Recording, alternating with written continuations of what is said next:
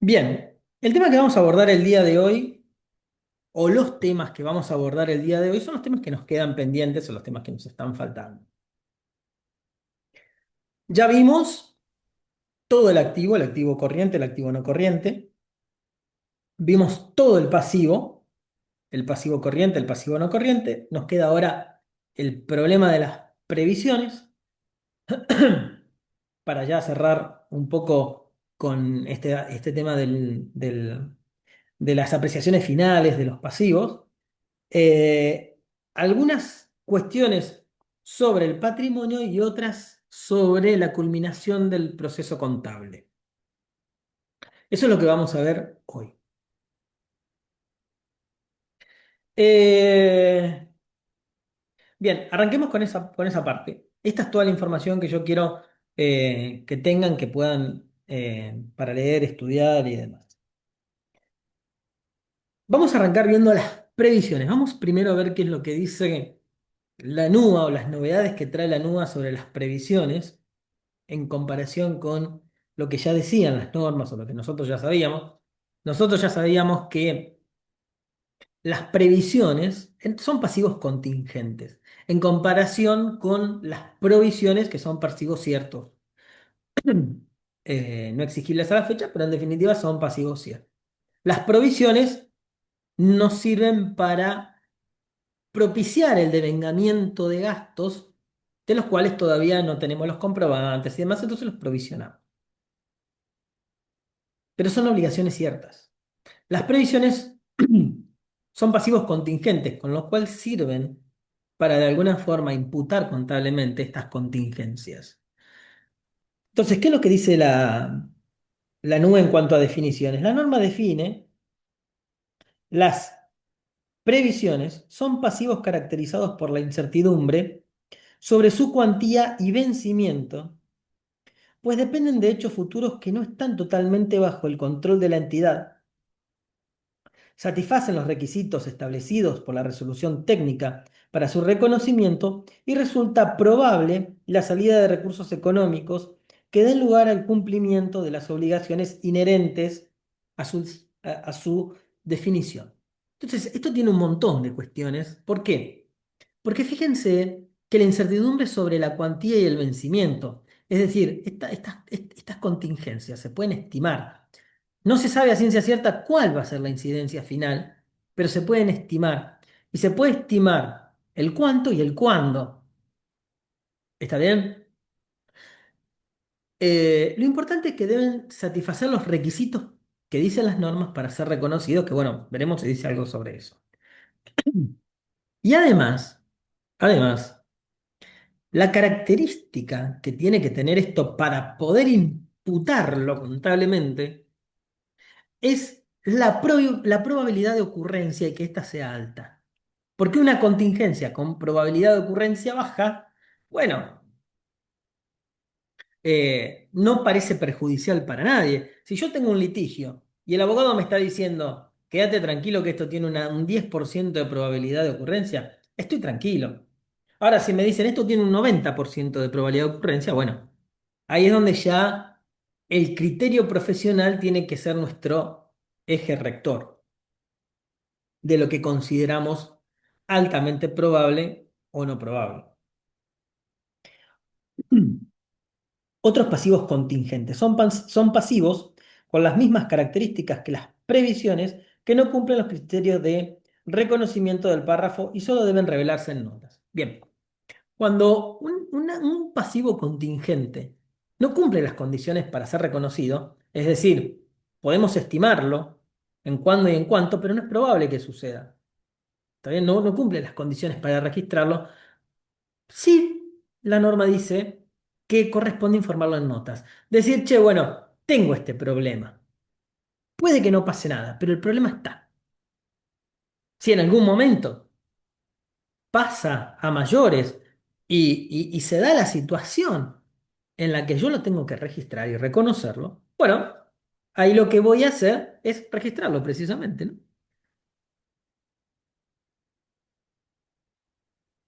Temas de medición. Medición inicial de las previsiones, con previsiones.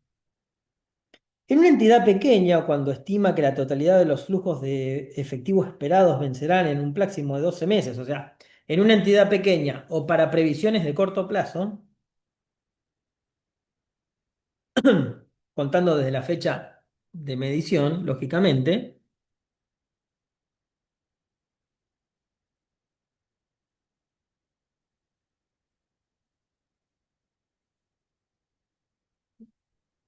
se van a medir, perdón, me salió, se van a medir al valor nominal.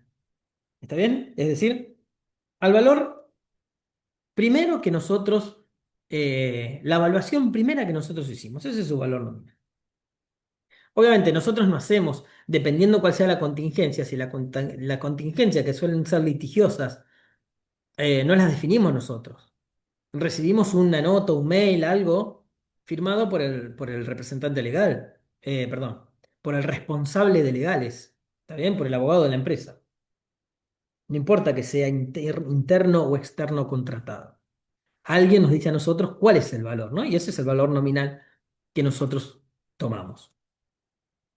En entidades no pequeñas, es decir, todos los casos diferentes, o cuando se trate de previsiones de largo plazo, se van a medir al valor descontado del flujo futuro de fondos, es decir, el valor futuro se va a descontar utilizando una tasa de interés. ¿Está bien? O las erogaciones futuras, muchos litigios, para tomo el ejemplo de los litigios porque es el más claro. Puede ser que el abogado nos diga, mira, esto puede ser que lo cerremos en 3 cuotas, de tanto. Ahí tenemos el flujo futuro de fondos.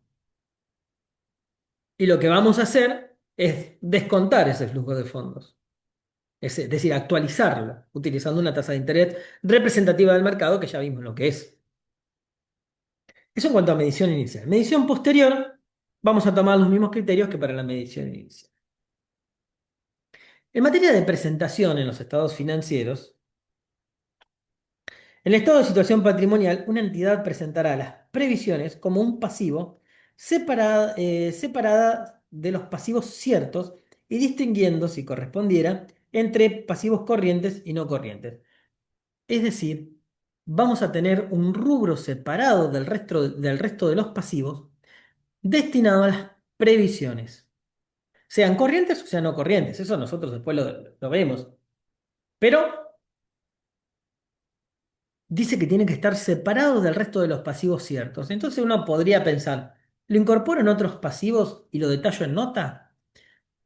No sé, creo un rubro que se llame pasivos contingentes y ahí cargo las previsiones. Eso me gusta más, no sé. Cada uno. La norma lo que dice es separado de los pasivos ciertos. Si dentro de otros pasivos yo tengo pasivos ciertos y hago un globo y pongo otros pasivos y dentro está la previsión, si yo fuera el lector de los estados contables diría, che, me lo están ocultando. Si no voy a leer la nota, a simple vista no lo veo. Yo agregaría un rubro que diga pasivos contingentes. ¿Sí? Como para que vean lo que por ahí puede considerarse, entre comillas, la omisión en términos de exposición, ¿no? Sí, la previsión está dentro de otros pasivos y está detallada en nota. ¿Cómo no te diste cuenta? ¿No fuiste a leer las notas? No, bueno. Pero en el párrafo 493, la NUA dice que tiene que estar separado. Revelación en notas. Ahora vamos a ver qué es lo que hay que revelar en notas. Porque separado o medio disimulado, en notas sí hay que reflejarlo claramente. Una entidad revelará en notas la siguiente información acerca de contingencias que incumplen las condiciones para su reconocimiento como pasivo y su probabilidad de ocurrencia no es remota. Es decir, cuando la contingencia es muy probable, ¿no? Una breve descripción del problema, una estimación del impacto, ¿sí? Cuantificado, una descripción de las incertidumbres relativas a sus importes y calendario de flujo de fondos, es decir, los vencimientos que podría tener. Imagínense que las notas no solo son un detalle numérico de la composición de los rubros, sino que que se pueden explayar en la nota, ¿no? Porque agrega información rica y que obviamente una nota de estas características va a motivar o motivaría un párrafo de énfasis, entiendo yo, en el informe de auditoría, ¿no? Una explicación de los motivos que impiden su reconocimiento, una enunciación de las posibilidades de obtener reembolsos en caso de cancelación. Cuando existan razones fundadas para suponer que la divulgación de alguna de las informaciones requeridas resulte perjudicial para la entidad, se podrá realizar una breve descripción de los factores que la generan. Es decir, a veces puede ser que yo tenga un problema que tengo que informar en notas, pero revelar en notas el problema puede ser perjudicial para la empresa, ¿sí? Con lo cual hay que evaluar muy bien esta situación, pero lo que permite el párrafo 498, según entiendo yo, eh, es realizar una descripción un poco más generalizada sin revelar información sensible, pero siempre contando que el problema está. No se reconocerán ni revelarán las situaciones contingentes cuya probabilidad de ocurrencia se estime remota. Es decir, si hay algo que se estima muy improbable, no vamos a revelar nada, tampoco vamos a preocupar a los lectores del balance con algo que no va a pasar, ¿sí?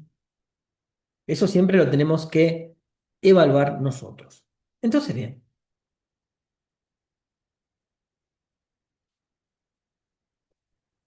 veamos las previsiones en el caso. Un sencillo caso de contabilización de previsiones. A diferencia de las previsiones representan pasivos contingentes, con lo cual, en cada cierre, toda organización debe revisar sus contingencias y registrar o ajustar las previsiones del caso. Entonces, eso es lo que nos corresponde hacer a nosotros ahora. Esto es un poco ampliarles lo que ya les dije y llevarlos un poco a la práctica. Es decir, toda organización debe revisar sus contingencias periodo a periodo y registrar o ajustar las previsiones que tenga hechas. En nuestro caso, el punto 13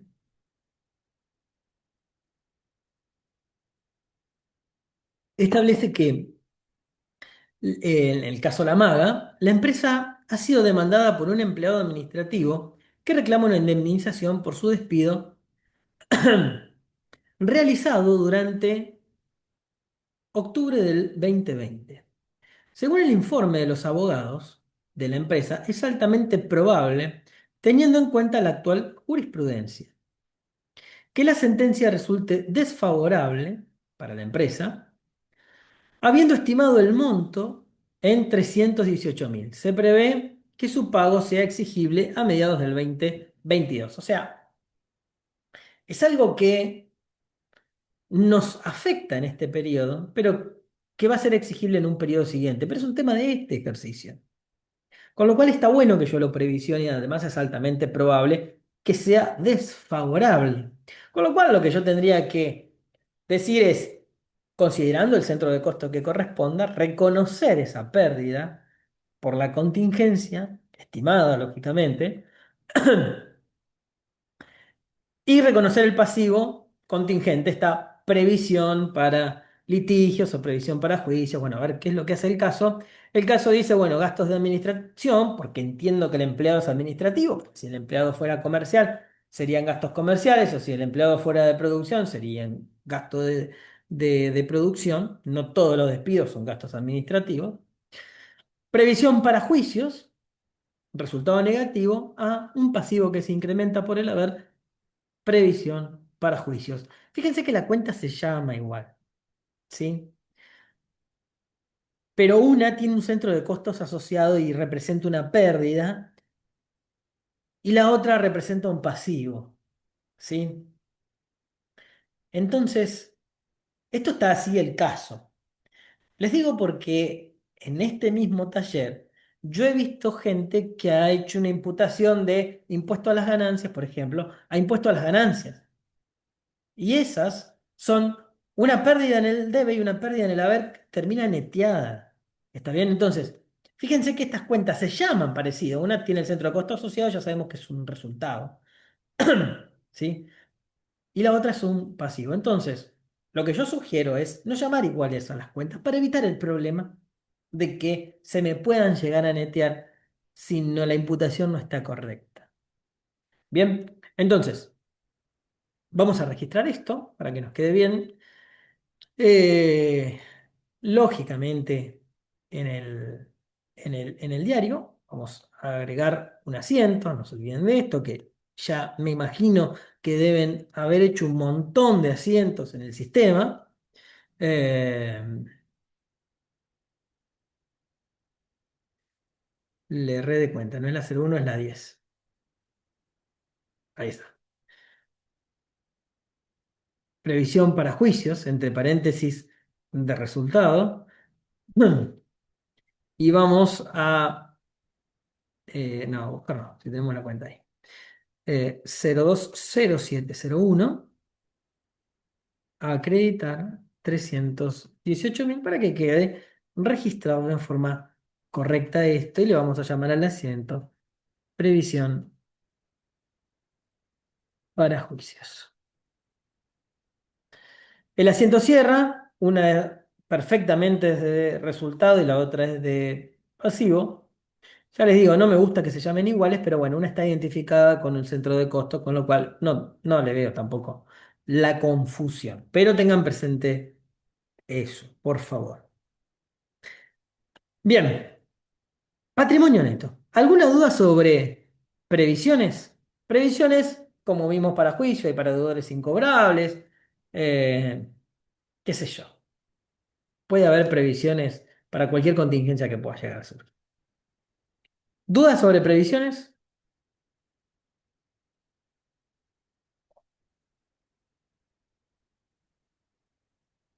Bien. Entonces ahora nos cambiamos el chip, nos pasamos del pasivo. Imagínense en sus mentes el estado de situación patrimonial comparativo o el estado de situación financiera. De un lado tenemos todos los activos, del otro lado tenemos el pasivo, el patrimonio neto. Estamos saltando del pasivo al patrimonio neto porque el pasivo está arriba que el patrimonio, lógicamente, y nos estamos ubicando en la casillita del margen inferior derecho si lo están mirando de frente. Y vamos a ver qué dice la NUA sobre el patrimonio. ¿Dónde está? Un poquito lo que dice la NUA sobre el patrimonio. Directamente noten que acá, hablamos de las definiciones, ¿no?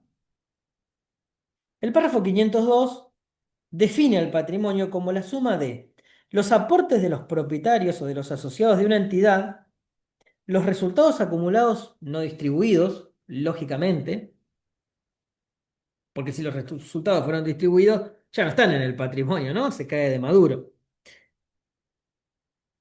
Y ahora vamos a ver qué son los resultados acumulados. Pero en principio, la definición del patrimonio neto es el aporte de los propietarios o de los socios y los resultados acumulados. ¿Está bien?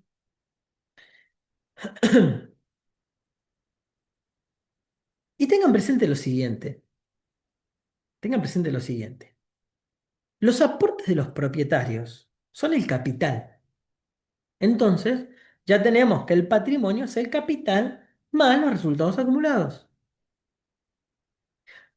Y tanto el capital como los resultados acumulados son objeto de ajuste por inflación.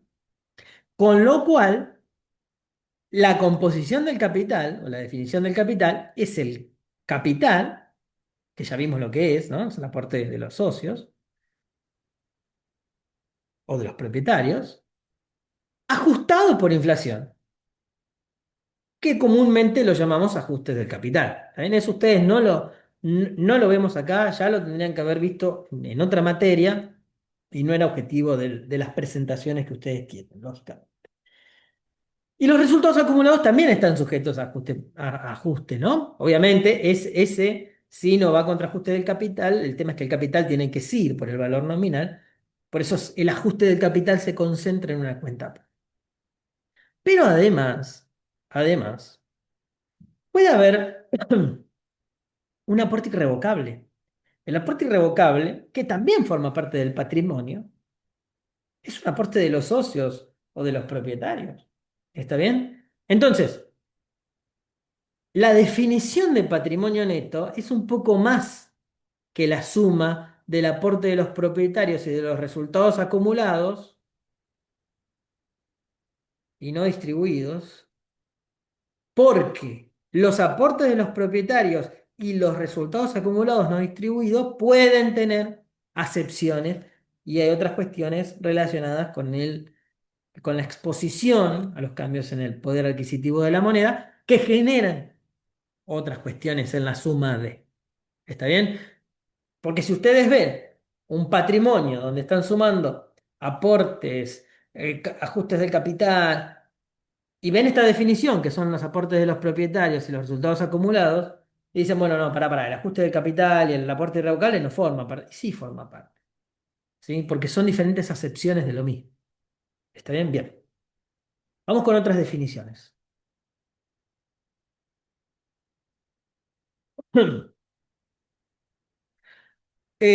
Los resultados acumulados comprenden las siguientes partidas: las ganancias reservadas, los resultados no asignados y los resultados diferidos. ¿Sí? Entonces, si yo leo esto, los resultados diferidos forman parte del patrimonio. ¿Se ve? Porque si el patrimonio es la suma de los aportes de los propietarios y los resultados acumulados, y los resultados acumulados se definen como reservas, resultados no asignados y resultados diferidos, bueno, suena, ¿no? Como, yo la verdad, a mí cuando leí esto me chocó ver resultados diferidos acá. Pero así es la cosa. ¿Qué es un resultado diferido? Lo vemos, tal vez nunca lo vimos así, ¿no? Uno se pone a pensar y dice, ay, sí, está lleno de resultados diferidos. Cuando uno realiza contabilidad de cobertura, que con muchos ya vimos, e imputa, e imputa eh, contra reserva del patrimonio el resultado de la cobertura, ¿sí? Porque todavía la cobertura no terminó y no corresponde reconocer los resultados por su característica. Estoy hablando de un caso abstracto, estoy hablando en abstracto, ¿sí? Porque algunas coberturas sí tienen incidencia en el resultado. En este caso estamos hablando de una que se contabiliza el patrimonio. Esa reserva del patrimonio representa un resultado diferido que voy a tener en el futuro.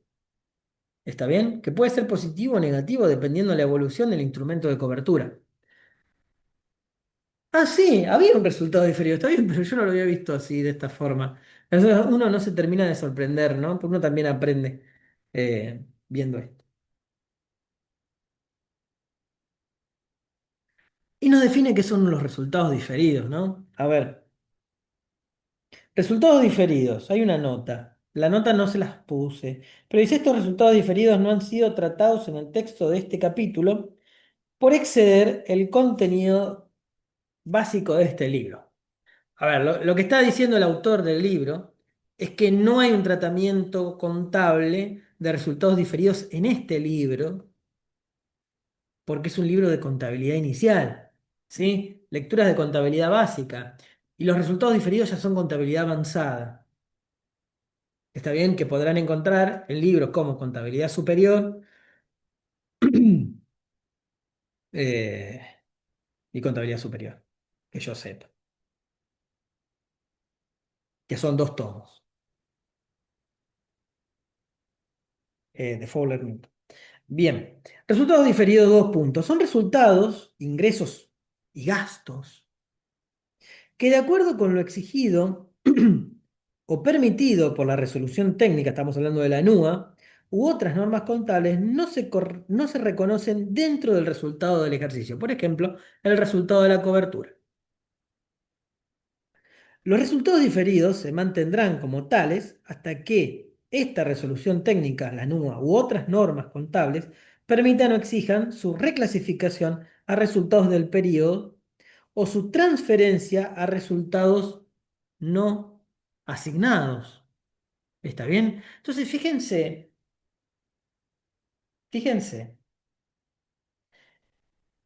que también hay algo loco acá, ¿no? Que estos resultados diferidos, dice, que pueden ser resultados del periodo o pueden ser directamente resultados no asignados. ¿Está bien? Y habla de esta norma o de otras normas. ¿Por qué habla de esto? Porque ustedes saben que, ya estoy cansado de repetirlo, las normas internacionales hablan del otro resultado integral. Entonces, muchas veces estas reservas, bajo ciertas condiciones, les estoy hablando del ejemplo de reserva de cobertura y en abstracto, se deben reconocer no en el resultado, sino en el otro resultado integral. Y el otro resultado integral lo que hace es mandar directamente al patrimonio el componente, ¿no? El resultado. Con lo cual, ahí iría, por requerimiento de otra norma que no es la RT, a un resultado no asignado. En materia de medición. Medición inicial, el capital va por el valor nominal, ya lo dijimos. Los accionistas, socios o propietarios suscriben 1 millón de capital y ese millón va a estar hasta el fin de los tiempos y el Almagedón, salvo, salvo que se haga un incremento de capital con todas las condiciones que tiene que reunir y modificación del estatuto. Ahí sí tenemos que nosotros incrementar el valor nominal del capital porque se incrementó en el estatuto. Las primas de emisión van a ser la diferencia entre la medición del aporte total y el valor nominal del capital suscripto. Los aportes irrevocables, que ya les comenté, a cuentas de futuros aumentos de capital al importe de la medición inicial de los activos aportados. Es decir, si yo aporté 1 millón en efectivo, el valor de ese aporte irrevocable va a ser de 1 millón en efectivo. Salvo el capital que va al valor nominal, nada implica que el resto no se ajuste por inflación, hablando de eso, ¿no? Con lo cual, corríjanme si me equivoco, eh, pero eso debería ser ajustable todo salvo el capital. Posteriormente, dice el párrafo 514 de la norma, los mismos criterios que para la medición inicial, es decir, se va a medir el capital al valor nominal y el resto, eh, conforme dijimos recién. Presentación en los estados financieros. Al respecto, la norma dispone en los párrafos 515 a 517 que en el estado de situación patrimonial se va a exponer en una línea. ¿Se acuerdan cuando en una de las, o en varias, ¿no? En una de las producciones profesionales intermedia, en el estado de situación patrimonial pusieron el detalle del capital? Bueno, se va a exponer en una sola línea, como dice la norma, ¿no? En la investigación, si ustedes hubiesen ido a investigar la NUA sobre presentación de los estados financieros, en particular el capital, se hubiesen encontrado con esto. En el estado de evolución del patrimonio neto, ahí sí va a haber un detalle por el nombre. Estado de evolución del patrimonio neto. Lo que buscamos es saber cómo evolucionó el patrimonio. Es el estado del patrimonio. Entonces ahí va a haber detalle. Y los dos tienen que coincidir y estar relacionados, ¿no? Y el patrimonio al cierre del ejercicio anterior tiene que ser el patrimonio al inicio del ejercicio presente. ¿Sí? Si no, digan eso a los amigos del Consejo Profesional de Cava, que siempre tienen dificultades para entender eso. Eh, entonces, en el estado de evolución del patrimonio neto, se presentará el saldo inicial de sus componentes, las variaciones del periodo y el saldo final. Entonces, saldo inicial, variaciones, saldo final. Se clasificarán las partidas de acuerdo con su origen, aporte de los propietarios, resultados acumulados, distinguiendo entre los resultados no asignados y los resultados cuya distribución se encuentre restringida por normas legales, contractuales o decisiones de la entidad. Ganancias reservadas. Entonces, vamos a distinguir los resultados no asignados de las reservas. A ver, las reservas, el objetivo que tienen es que no se distribuyan, ¿sí? La reserva legal es por ley. La reserva facultativa la define la asamblea, pero es para que no se distribuyan los resultados, es decir, esto lo vamos a guardar. La reserva, resultado diferido de cobertura, el objetivo que tiene es que no se distribuya ese resultado diferido porque todavía no fue. No sabemos cuál va a ser su comportamiento al final. ¿Está bien? Los resultados diferidos acumulados se van a tener que, obviamente, mostrar aparte. Y les agrego que se debería detallar eh, el resultado por exposición, si no me equivoco, de las partidas. Y los ajustes de ejercicios anteriores también tienen tienen una línea en este cuadro, o por lo menos yo he visto cuadros que tienen una línea dedicada a ese tema. Bien.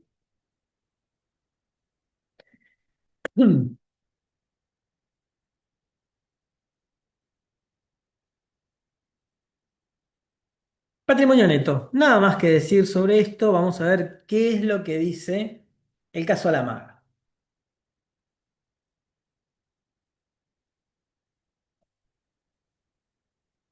La Asamblea General Ordinaria del 22 de abril del 2020, es decir, dentro del ejercicio, resolvió distribuir dividendos en efectivo por 5.221.200 que se estiman serán puestos a disposición en febrero del 2021 y destinar 274.800 a reserva legal. A la fecha de cierre no se ha registrado contablemente esta decisión. Bueno, no tenemos que hacer ningún cálculo. Acá lo que está diciendo es que se resolvió la distribución, ¿sí?, de resultados no asignados, dividendos en efectivo por una parte, que se van a pagar en el ejercicio siguiente, con lo cual nos van a quedar en el pasivo, y una constitución de una parte de reserva legal de 274.800 que lo resolvió la Asamblea, con lo cual nosotros no vamos a discutir las decisiones de la Asamblea, que no discutimos estando en la Asamblea, porque muchas veces nosotros asistimos a la Asamblea para explicar el balance y para mediar a veces cuando son conflictivas y para evitar que tomen decisiones que de alguna forma se pongan ellos la soga al cuello. Si después nosotros somos los malos de la película, ¿sí? Y después no te terminan invitando y vos te enterás que se la mandaron, entonces vos tenés que ver ahora cómo lo resolvés. Pero bueno, hay todo un trasfondo detrás de esto. En este caso resolvieron esto, lo registramos y chao, no hay problema. Eh, pero también esto, la distribución de resultados, tiene efectos impositivos. O tiene efectos impositivos, ya lo verán cuando vean las materias, en los estados financieros, ¿sí? O tienen efectos impositivos en las declaraciones personales. Entonces también hay que estar preparados para decirle, che, vas a distribuir eso, ¿sí? Supongan una empresa que distribuyó, no sé, tomemos un monto significativo, 800 millones o 1.000 millones. Es decir, y bueno, pero, a ver, por esto vos después vas a tener que pagar, no es que no vas a tener que pagar. ¿Está bien? Porque ellos distribuyen, porque se les ocurrió, porque algún contador con menos experiencia les dijo que si distribuían, acá no es el caso, pero distribuían honorarios a directores y se iban a deducir todos los honorarios que iban a pagar un montón de menos de ganancias la empresa. Bueno, sí, mirá cuánta ganancia pagás ahora en persona humana. ¿Está bien? Entonces, hay que jugar con todo eso. No entremos en ese detalle porque hay un montón de cosas. Pero estas decisiones tienen impacto o en la sociedad o en cabeza de los propietarios. Nosotros, acá en este caso, nos vamos a limitar a registrar esto. Es decir, vamos a dar de baja el resultado del ejercicio anterior. Acá no teníamos un caso de resultado no asignado, ¿sí? Lo que solemos hacer, el primer instinto es decir, bueno, resultado del ejercicio. que es el del ejercicio anterior, a resultado no asignado. Y después el resultado no asignado lo damos de baja conforme lo que diga la asamblea. Acá se hizo derecho, con lo cual nosotros vamos a registrar eso en nuestro diario. Vamos a debitar, no, vamos a acreditar en la 020501 un importe dividendos a pagar, como les dije, queda en el pasivo, y vamos a acreditar en reserva legal 274.800. Con lo cual, ahora sí tengo la suma de lo que necesito debitar. Vamos a debitar en la 030202 resultado del ejercicio, que repito, a mí no me gusta que se llame resultado del ejercicio anterior, a mí me gusta que se llame resultado del ejercicio. Pero no es el del ejercicio actual, ¿sí? Este asiento lo estamos registrando ahora porque fue omitido, pero lo deberíamos registrar en origen. Este asiento debería llevar la fecha de la asamblea. ¿Está bien? 5496. Eh, distribución asamblea. Entonces, como se imaginarán, hay un mundo por descubrir en todo esto, dependiendo para qué lado agarre uno. Pero en general solemos pasar por todas las llamas y por todos los fuegos de estas cuestiones. Bien, y finalmente un temita de impuesto a las ganancias. El monto estimado del cargo por impuesto a las ganancias del ejercicio es de 2 millones, bli, bli, bli, con fecha de vencimiento en el ejercicio siguiente. Hay dos formas de registrar esto, ¿sí? Uno puede decir, voy a realizar la provisión de ganancias, la tan famosa provisión de ganancias, que lo que voy a decir es impuesto a las ganancias pérdida, a provisión de impuesto a las ganancias pasivo. ¿Está bien? Cuando determino, cuando presento la declaración jurada en mayo, a ver, si cerramos en diciembre, tenemos 5 meses para presentar el balance y esos 5 meses son los que tenemos para presentar la declaración jurada de ganancias. Sociedades, diferente de lo que es persona humana. Entonces, cuando presento la declaración jurada y determino el impuesto a las ganancias a pagar, lo que hago es dar de baja el impuesto, lo que hago es dar de baja esa provisión, ¿no? La doy de baja y la equiparo con el saldo a pagar de la declaración jurada, que tiene un montón de cosas en el medio, por eso no quiero mezclarles con eso, porque ese es el a posteriori y eso lo deberían ver, todos los que están haciendo este taller, van a llegar al de, taller de impuestos, y en ese taller de impuestos seguramente hagan contabilización y liquidación de todo tipo de impuestos y probablemente les expliquen esto de ganancia, porque ustedes que están en el plan nuevo, todos aquí, porque este taller no está en el plan viejo, tienen tributación 1, 2 y 3 y el taller de impuestos. Con lo cual en algún momento tendrán que ver todo esto, pero sepan que cuando se determina el impuesto a las ganancias a pagar, de la pérdida por impuesto a las ganancias,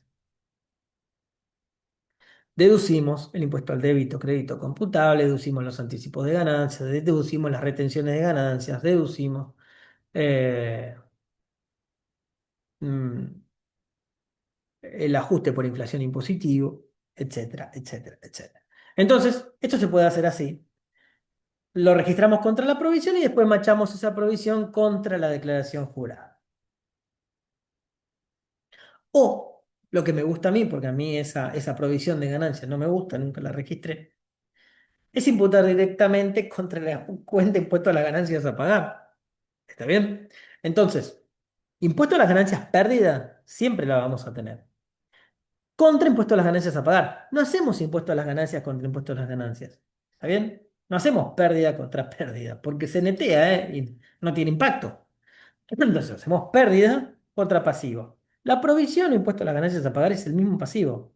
Solo que cuando llega la declaración jurada y determinamos el impuesto a las ganancias a pagar, damos de baja el pasivo contra todos los componentes y nos va a terminar dando un saldo a pagar, que es el que vamos a pagar con banco, o un saldo a favor, que es el que nos va a quedar a cuenta, otra cuestión para descontar, a cuenta de futuras ganancias. ¿Sí? Entonces, fíjense cuántas cosas descontamos del impuesto a las ganancias.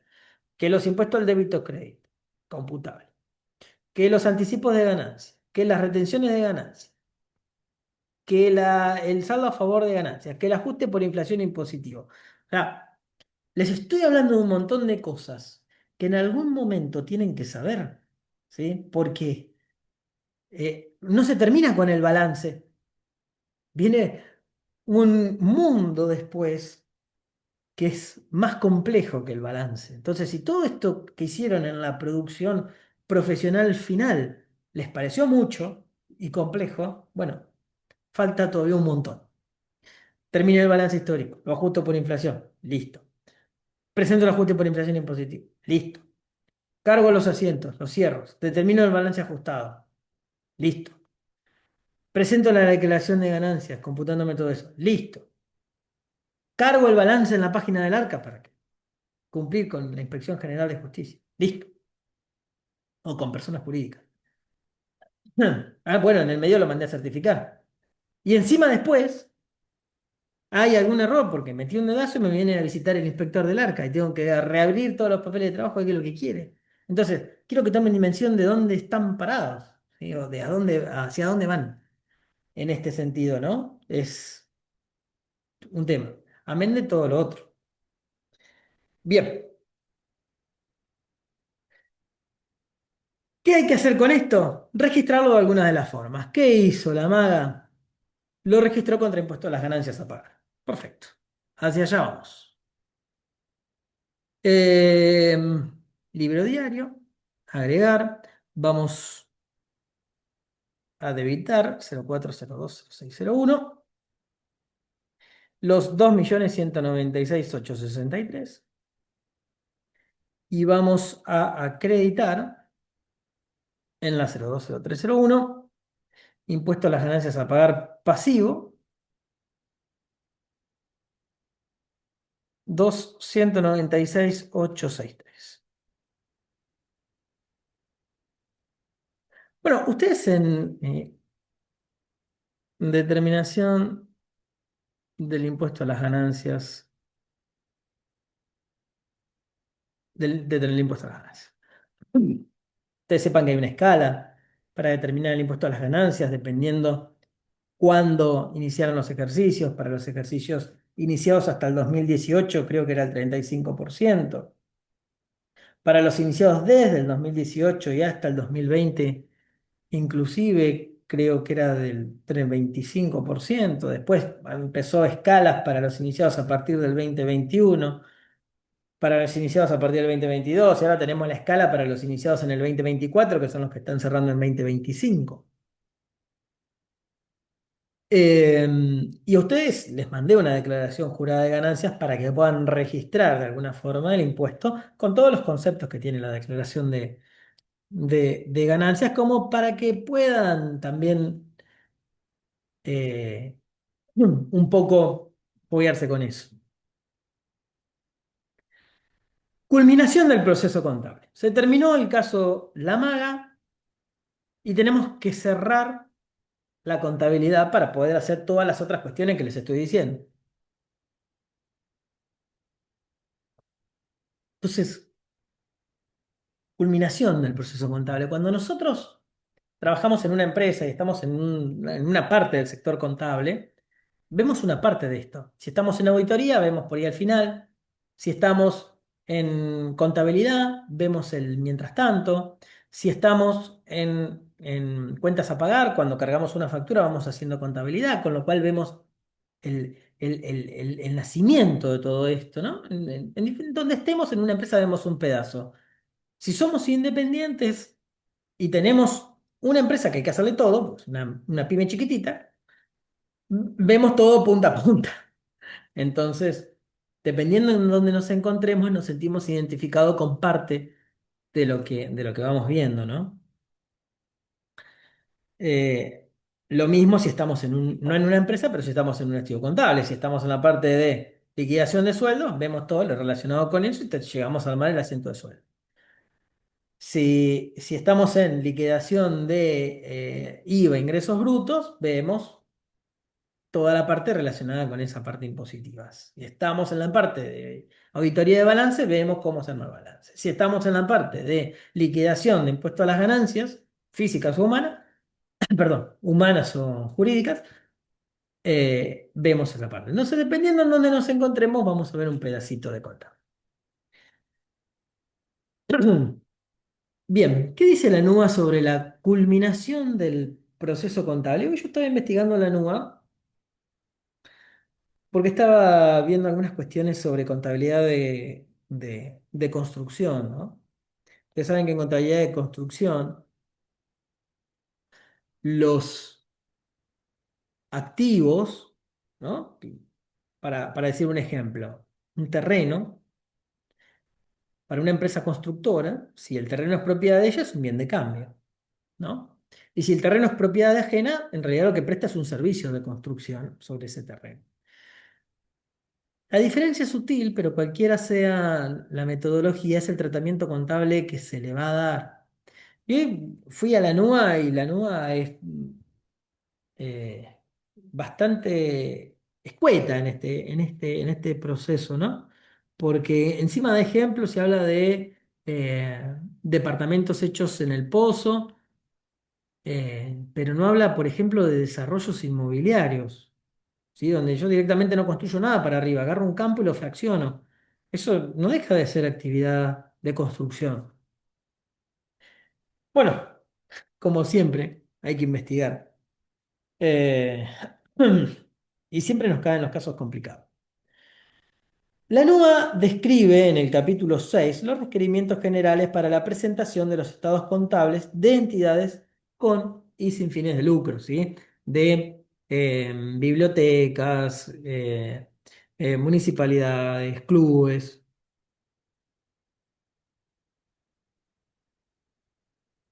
y asociaciones civiles en general, y empresas. Eh, en el glosario se definen los estados contables, acá vemos la definición de estados contables, como la presentación estructurada de información contable histórica que incluye notas explicativas cuya finalidad es la de informar sobre los recursos económicos y las obligaciones de una entidad en un momento determinado sobre los cambios registrados en ella en un periodo de tiempo de conformidad con el marco de información contable. Las notas explicativas normalmente incluyen un resumen de las políticas contables significativas y otras normas explicativas. El término estados contables normalmente se refiere a un conjunto completo de estados contables establecido por los requerimientos del marco de información contable aplicable, pero también puede referirse a un solo estado contable. Bien, a ver, la definición de estados contables dice que es de información histórica. Después, lo que se hace es ajustarlos para que reflejen la realidad económica, ¿no? Y para que sean comparables en moneda homogénea, ¿sí? Y no en moneda histórica. Pero en definitiva deberían, si no existiera el fenómeno monetario o el problema monetario, los estados contables deberían ser en moneda histórica, ¿no? ¿Y cuánto tiempo nos ahorraríamos con esto? La inflación está en el orden del 2% mensual.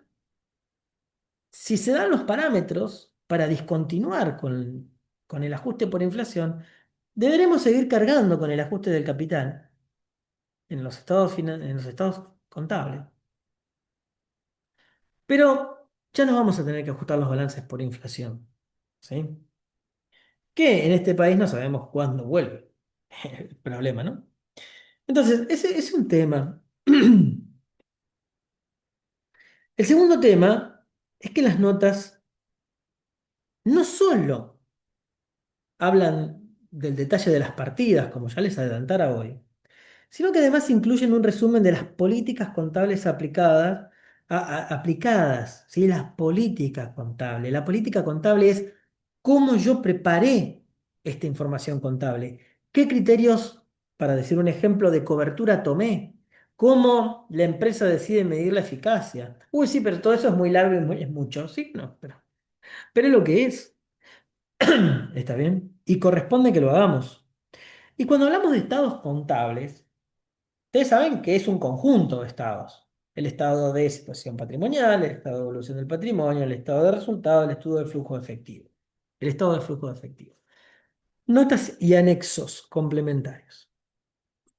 Pero también estados contables o estados financieros se puede referir a uno solo, porque muchas veces puede ser que un banco te diga, che, armame un estado de situación patrimonial intermedio. No estamos hablando de una empresa que cotiza en bolsa, estamos hablando de una pyme de acá a la vuelta. Eh, Haceme un estado de situación patrimonial intermedio para que yo pueda hacerte una calificación bancaria y que venga certificado por un contador. No deja de ser un estado contable porque es un estado de situación patrimonial. Y la certificación del contador, sí, del contador, da fe de que eso fue armado conforme a la información vigente. O sea, no da razonabilidad porque no hizo una auditoría. Lo que hace es una certificación. Certifica que tomó información contable y la armó como un estado de situación patrimonial. Entonces, eso también es un estado contable. Perdón, no les había pasado la... Bien, el estado de situación patrimonial en particular. Se trata del 607 al 627 de la norma, ustedes ya lo deberían saber porque asumo que fueron a investigar. Es un estado mediante el cual una entidad presenta en un momento determinado activos, pasivos y patrimonio. Chocolate por la noticia, ya lo sabemos. Dentro del activo distingue, y noten que esto, entre otros dice, noten que esto es enunciativo y no taxativo.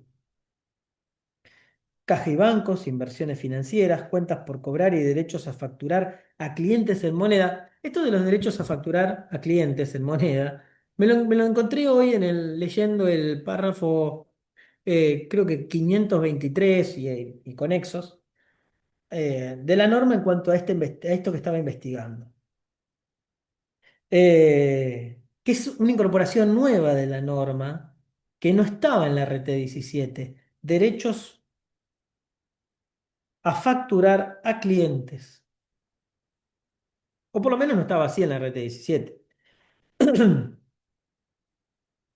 Eh, Cuentas por cobrar a clientes en especie, otras cuentas por cobrar en moneda, otras cuentas por cobrar en especie, bienes de cambio, bienes de uso, activos intangibles, propiedades de inversión, participaciones permanentes en otras entidades, otras inversiones, otros activos, activos netos por impuesto diferido.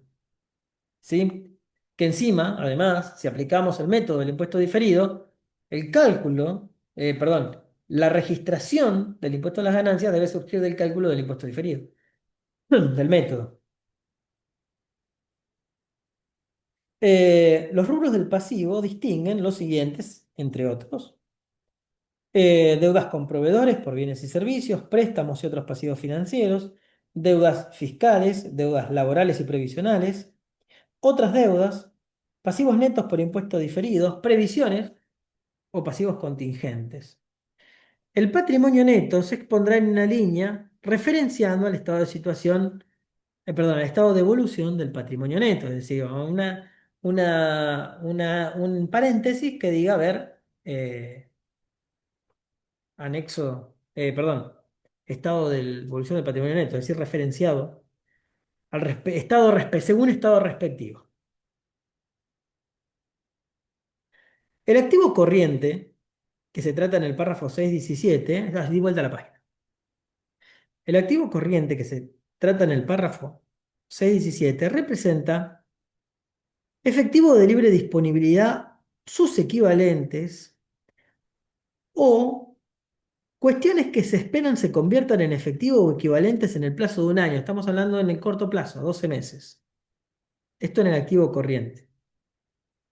Computado desde la fecha de los estados contables, detallándolos en un párrafo. Con lo cual, si estamos hablando de inversiones, bienes de cambio, etcétera, de más de 12 meses, los vamos a exponer dentro del activo no corriente. Uy, pero hay bienes de cambio en el activo no corriente, y sí, el caso que les contaba. Alguien está haciendo un desarrollo. El desarrollo le va a llevar 24 meses. ¿Sí? Ese desarrollo es un bien de cambio, porque en definitiva la empresa lo va a vender. Lo está construyendo. Con lo cual ese bien de cambio va a ser no corriente. Uy, qué raro. Me gustaría saber qué piensan mis amigos del Consejo Profesional de Cava que no entienden nada. Eh, activo no corriente. Son aquellos que no pueden ser clasificados como corriente. Bueno, valga la redundancia, todo el resto, ¿no? Pasivo corriente. Los pasivos que son exigibles a la fecha de los estados contables, ¿sí? Que son exigibles, les diría, pasivos vencidos. Los pasivos cuyo vencimiento o exigibilidad se producirá en los 12 meses siguientes, o sea, deudas de corto plazo, menores a 12 meses.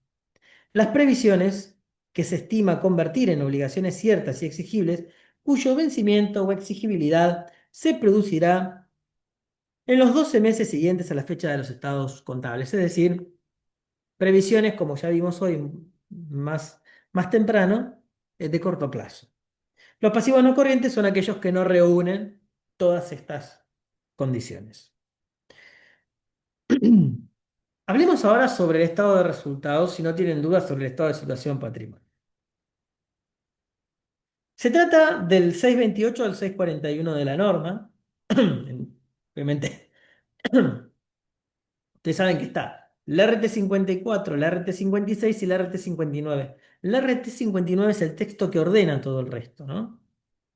Esas son las NUA, las normas unificadas argentinas.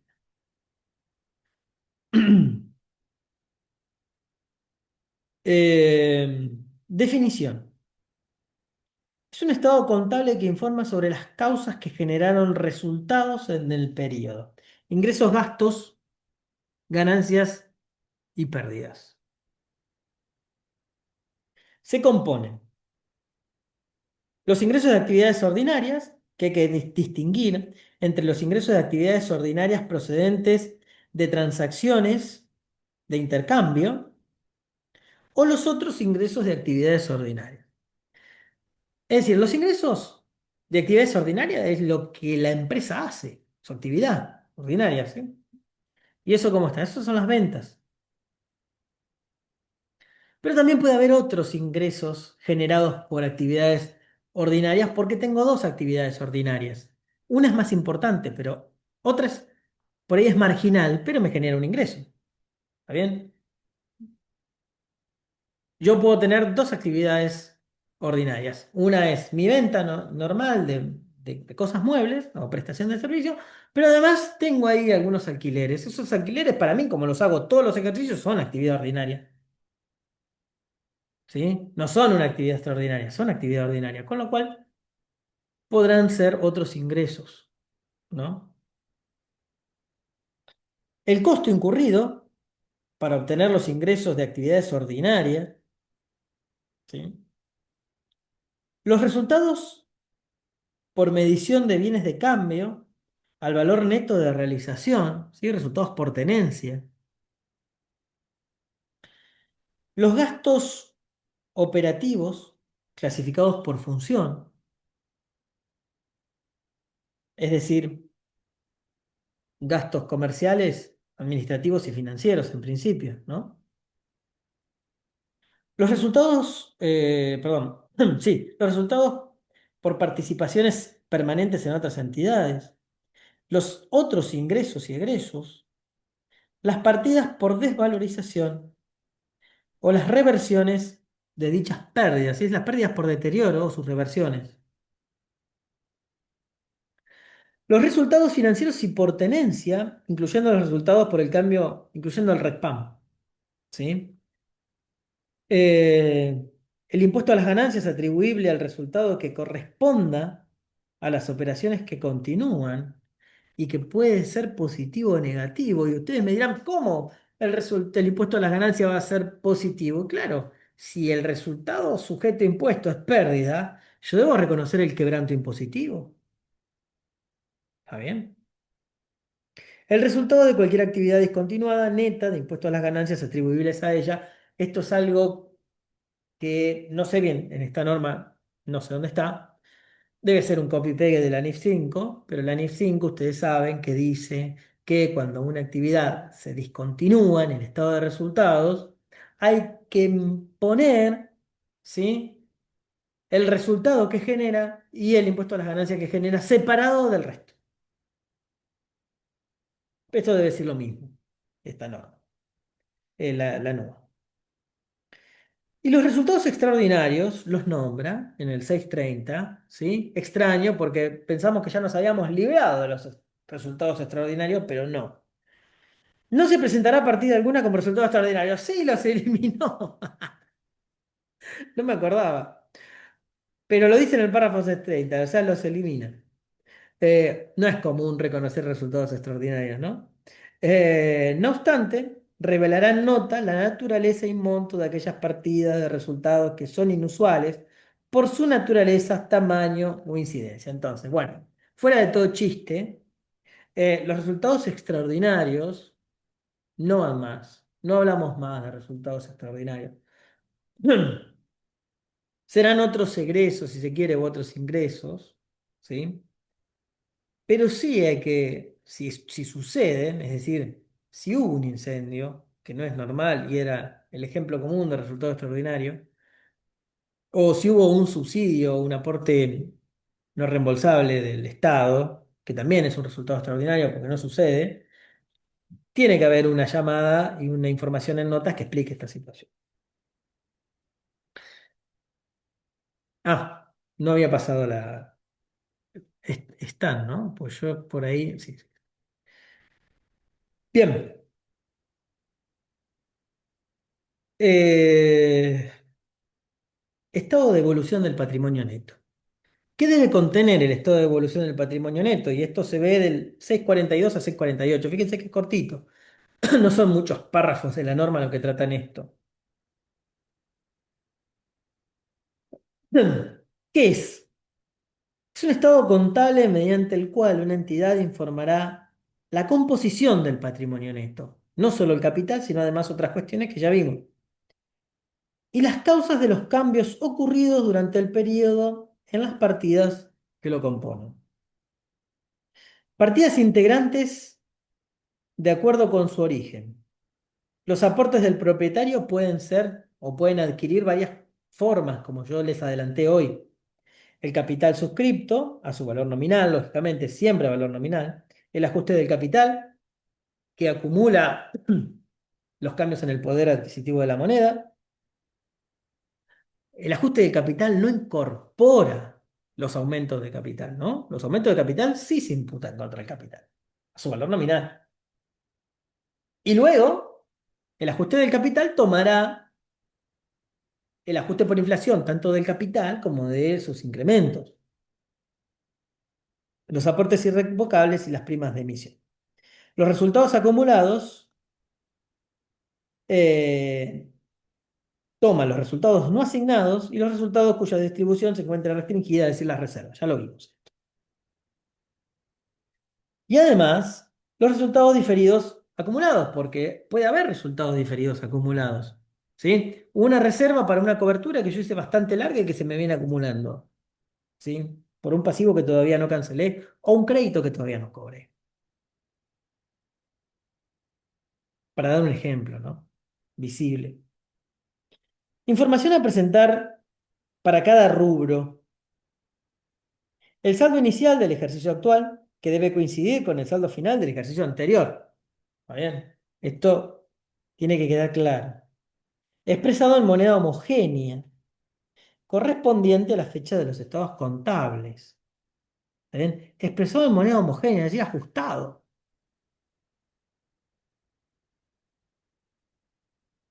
Las variaciones procedentes de ajuste de periodos anteriores, las variaciones del periodo y el saldo final del periodo. Estado de flujo de efectivo. ¿Qué tiene que contener el estado de flujo de efectivo? Se trata en el 649 al 672, es decir, se habla mucho de este estado. Se habla mucho de este. Es un estado mediante el cual una entidad informará sobre las variaciones del efectivo y sus equivalentes, no convertibles en efectivo en el corto plazo, dentro de los 12 meses, equivalentes.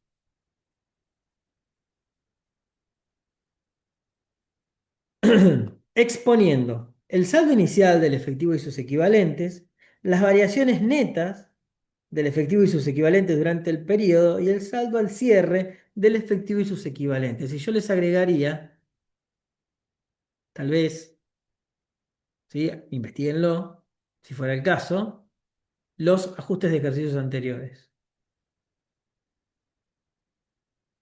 si correspondiera.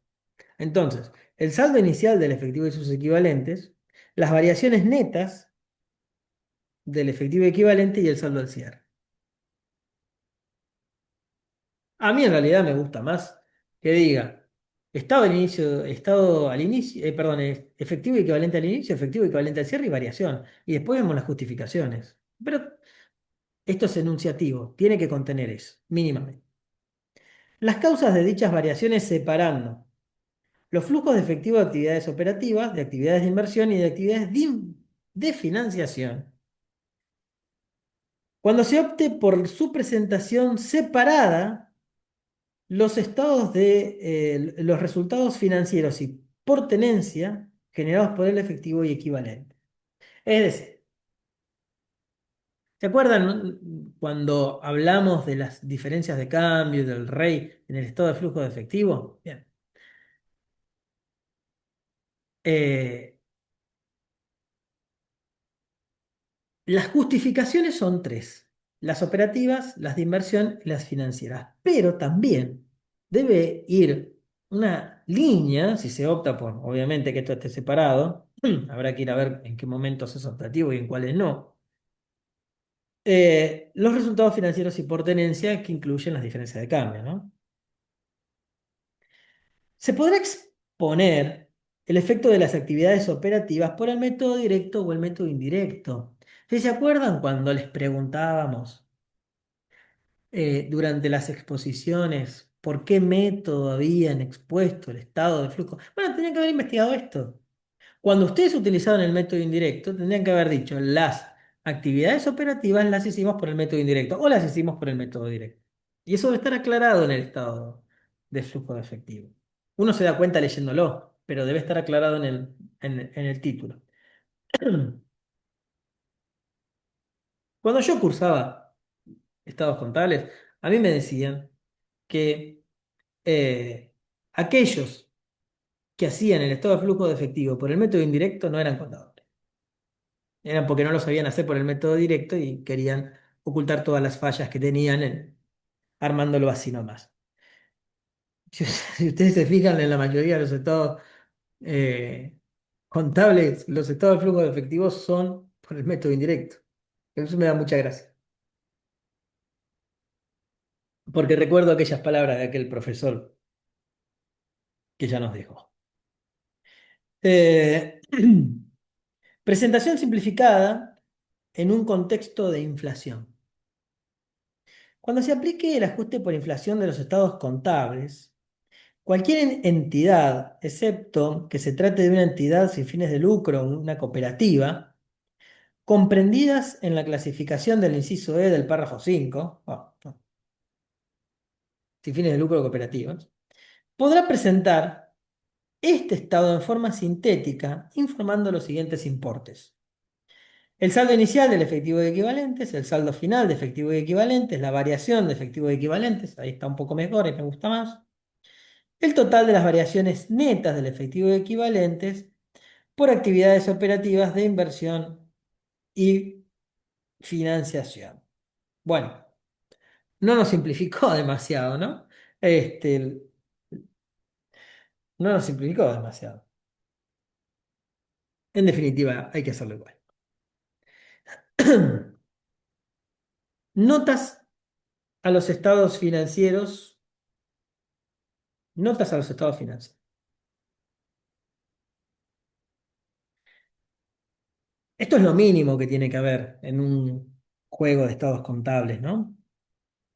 ¿Qué son las normas a los estados financieros? Es la información que es parte de un conjunto completo de estados contables y contiene todos los datos que, siendo necesarios para la adecuada comprensión de la situación patrimonial, la evolución patrimonial, los resultados de la entidad y los flujos de efectivo, porque el flujo de efectivo también puede tener una referencia a una nota explicativa de algo, no se encuentran expuestos en el cuerpo de dichos estados contables. Y sí, porque si yo estoy haciendo un estado contable no puedo empezar a escribir en el estado contable. El estado contable tiene una llamada bien prolijita. Los estados contables tienen que ser algo prolijo, algo que con un vistazo yo pueda ver en qué va esta empresa. Después voy a ver el detalle, ¿sí? Pero no puede ser una cualquier cosa.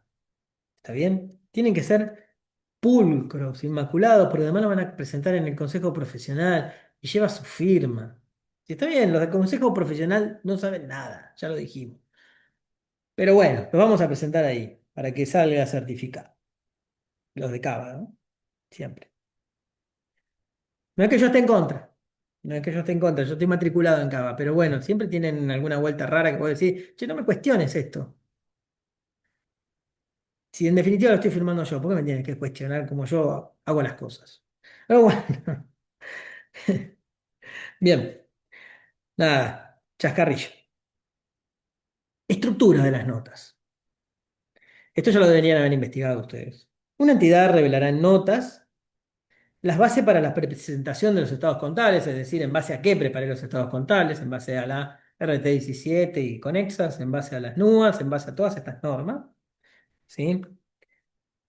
La categoría de la entidad, según lo dispone el párrafo 6 y 7 de la NUA, si estamos hablando de una empresa pequeña, si estamos hablando de una empresa que no cumple con las características para ser pequeña y es parte del resto. Las políticas contables significativas utilizadas, como les comentaba, qué políticas de cobertura utilicé, qué criterios contables adopté para la evaluación de determinados animales, ¿sí? Eh, los criterios empleados, los criterios empleados en virtud de la categoría informada en el inciso B de este párrafo, en virtud del tipo de empresa que yo sea, y por aplicación de lo establecido en el párrafo 83, respecto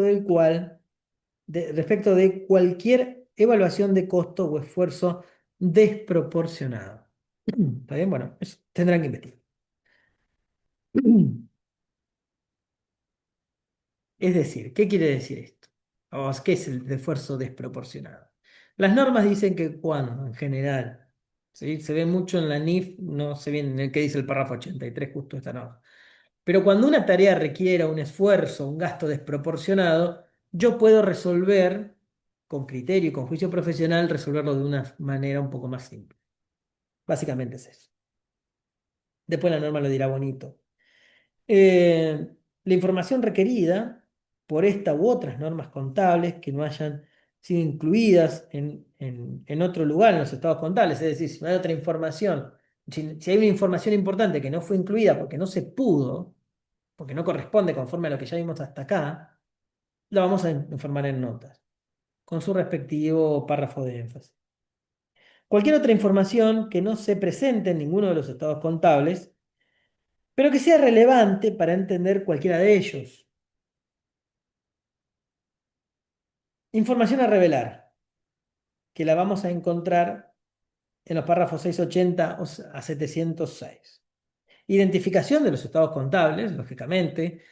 ¿De qué periodo estamos hablando? Identificación de los estados contables es la carátula, o sea, esto estamos hablando en nota, tiene que estar. pero la carátula también tiene que estar. El nombre de la empresa, la dirección, la inscripción en personas jurídicas, eh, la fecha de inscripción, la fecha del estatuto, la inscripción y la integración del capital, el número del ejercicio, el periodo del estado contable, y esto tiene que estar en notas. Identificación de los estados contables, identificación de la unidad de medida en la que están presentados los estados contables, es decir, la moneda. Che, son estados en dólares, son estados en euros, son estados en moneda local.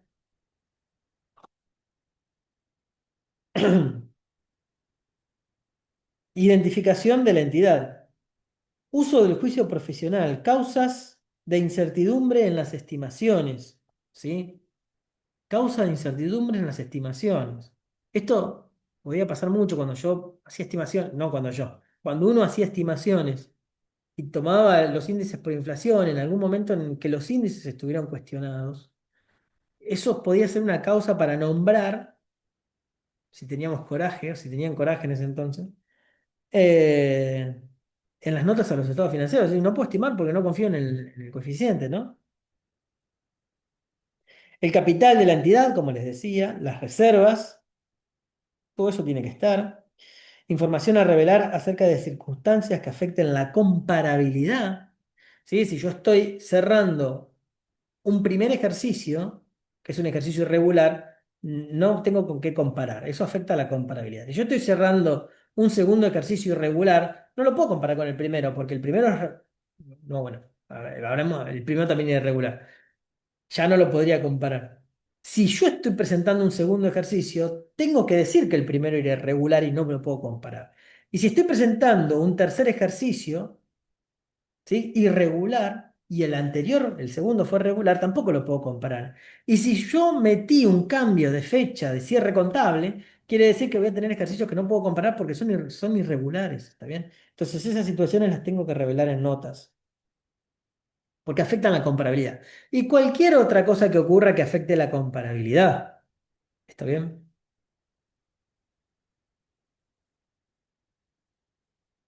Eh, Composición y evolución de los rubros.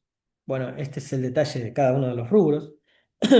Bienes de disponibilidad restringida, gravámenes sobre activos, es decir, bienes sobre una propiedad hipotecada, tiene disponibilidad restringida, eso lo tengo que cargar en nota. Che, la empresa uno de sus inmuebles los tiene hipotecados, tiene disponibilidad restringida. Restricciones para la distribución de ganancias. Modificación a la información de ejercicios anteriores, ajuste de ejercicios. El área tiene que tener un detalle, ¿no? Con su explicación.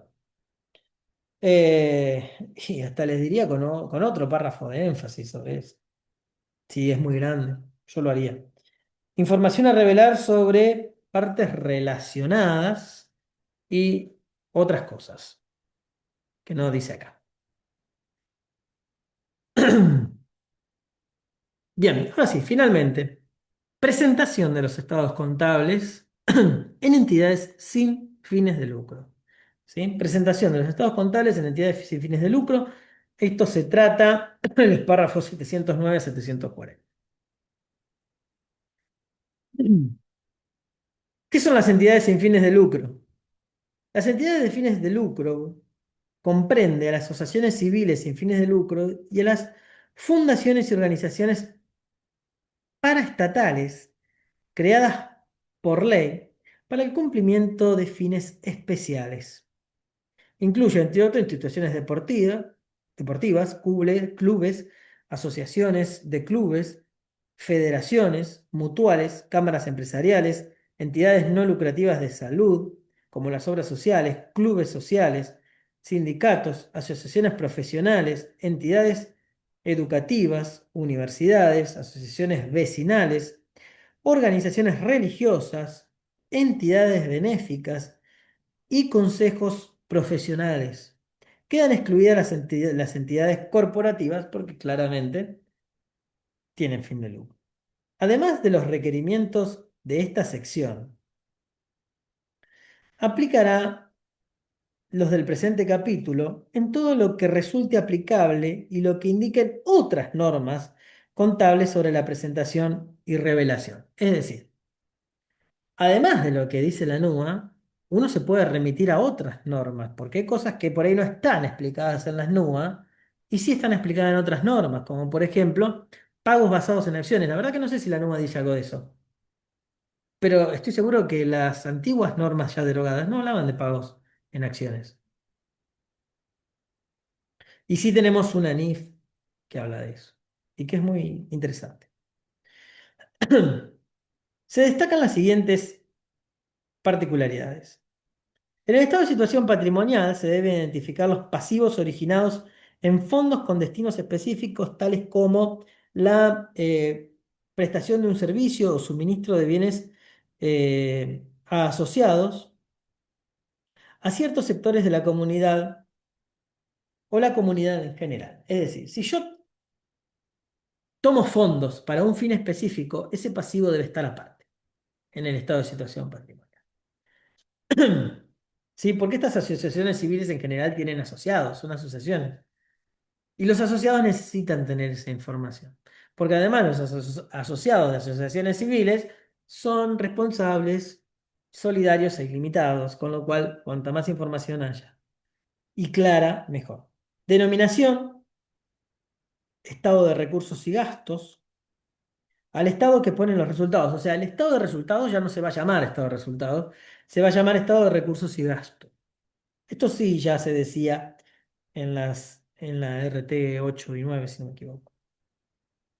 En el estado de evolución del patrimonio neto se deben incluir los aportes de fondos para fines específicos, que son los originados en aporte de los asociados con fines específicos y destinados al incremento del patrimonio social y no a a la prestación de servicios o el desarrollo de actividades recurrentes, tales como los fondos para la construcción de obras edilicias. Es decir, un club que va a construir toda una tribuna nueva y pidió un aporte adicional a los socios, eso se va a detallar en el estado de evolución del patrimonio neto. Se transferirán al capital en la medida de su utilización para el destino previsto, es decir, en la medida en que se vayan haciendo, se van a ir trasladando al capital. Es decir, en principio tienen que estar separados. En el estado de flujo de efectivo se presentará siempre por el método directo, lo que les decía, ¿sí? ¿Por qué pide que sea por el método directo? Porque por el método directo decimos en qué gastamos y en qué no, ¿sí? Es decir, decimos todo lo que cobramos y decimos todo lo que gastamos. O sea, no podemos ocultar nada. Por el método indirecto ocultamos porque decimos, ah, bueno, pero tenemos la depreciación, tenemos lo otro que sacamos. Está bien, entonces no tiene ningún sentido el método indirecto, es un método que no sirve, es un método que yo lo leo y digo, este contador no sabe nada. ¿Está bien? Porque hace, o es un chanta. Me hago cargo de lo que digo. ¿Está bien? Para mí el método indirecto está mal. Porque lo aprendí así, así me lo enseñaron en la universidad. Eh, en las notas a los estados contables se informarán los recursos y gastos vinculados con cada sector o departamento y las bases utilizadas para la definición de esos sectores o departamentos. Y después empieza el caso de aplicación. Y bueno, sí, ser contador es estresante. Y así terminamos. Hemos visto, estamos en la 161, con lo cual hemos visto 160 páginas de caso, teoría, información y un montón de cuestiones. Así que con esto terminamos la última clase del taller de sistemas de gestión contable.